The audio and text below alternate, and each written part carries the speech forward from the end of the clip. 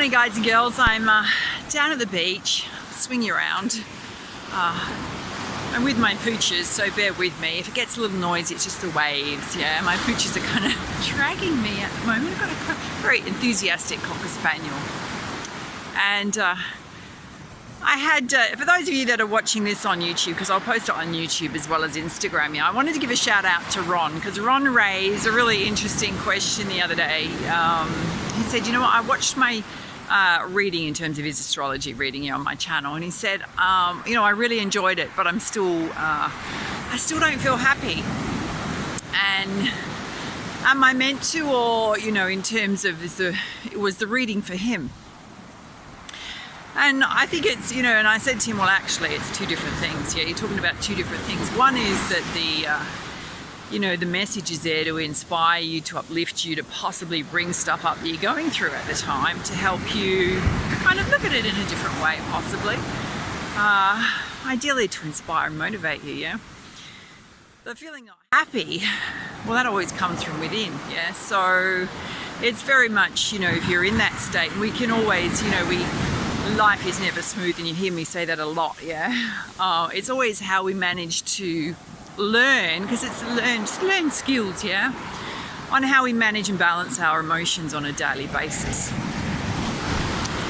And also when you're going through states of either negativity and just not feeling great, it's really worth the time, and particularly if you've been in it for a little while, it's really worth exploring. And how do we explore it?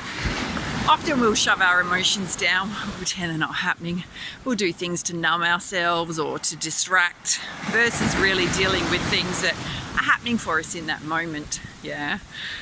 So it's very worthwhile exploring your feelings, and it can just be, am I just saying something negative to myself, reinforcing negative thought patterns, things I'm saying to myself, self-talk that's putting me in this state, because that you can switch instantly, yeah?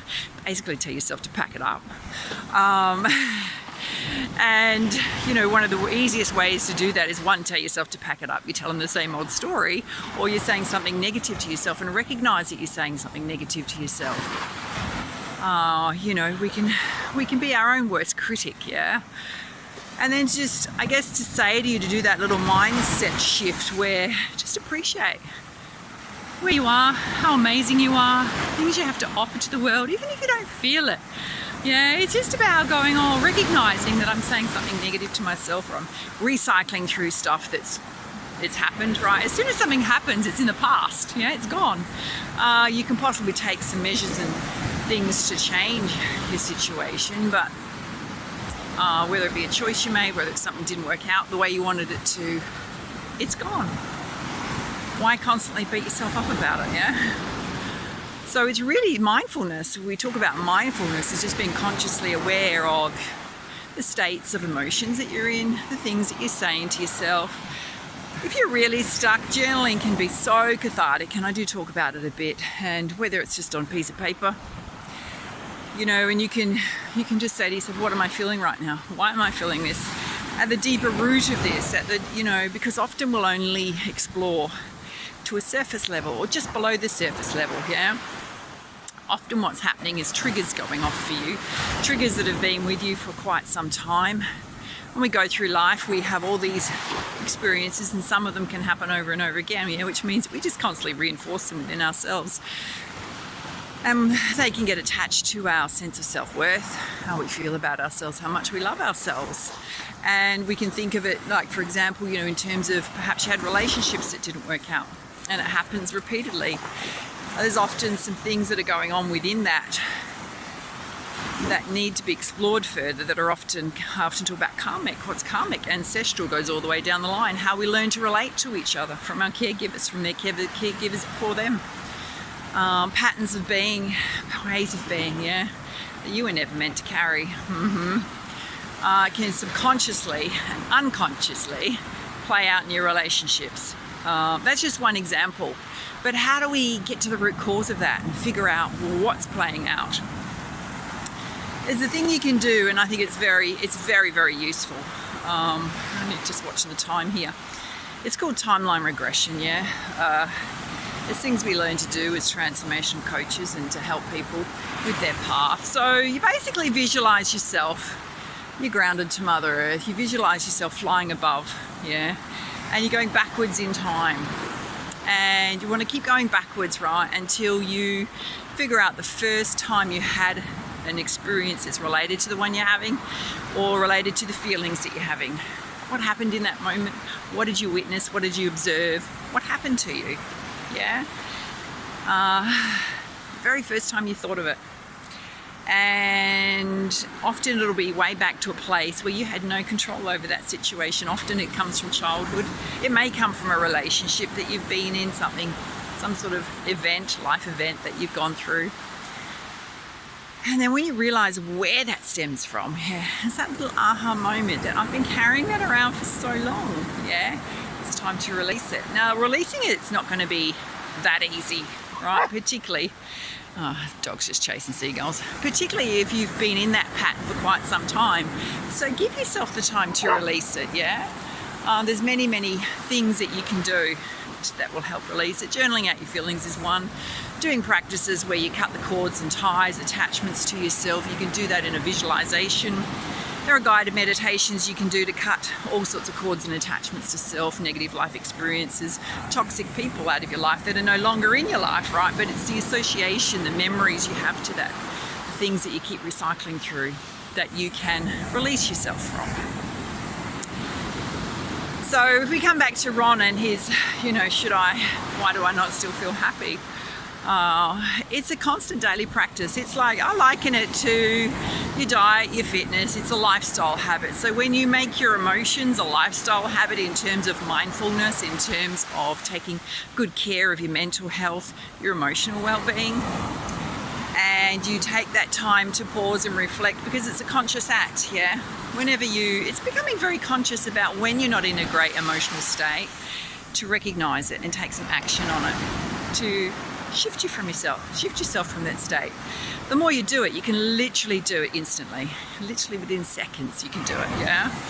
And it's a beautiful way of just really pulling yourself up, reminding yourself that no matter what you're going through, the sun will always come back out.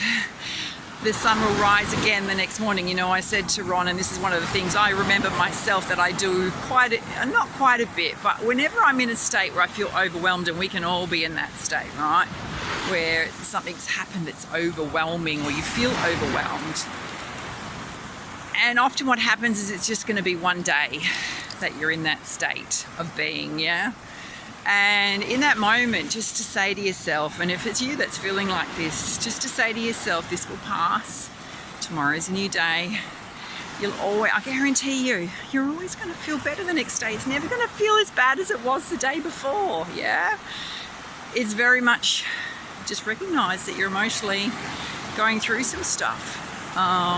Do what you need to do to release those emotions in a very healthy and positive way. All right, my darlings, I thought I'd just share those little pearls of wisdom with you. Now, I am currently, which I've been promising for a while, is rewriting my Mind, Body, Soul Balance program into my new Warrior Spirit program. And my dog's just put the brakes on, the little Chihuahua, cross Pomeranian, just put the brakes on. It's gone, I'm not budging any further, so we'll stand here. So I'm rewriting it at the moment. It's going to be a lot more enhanced, and I kind of wanted to get your feedback.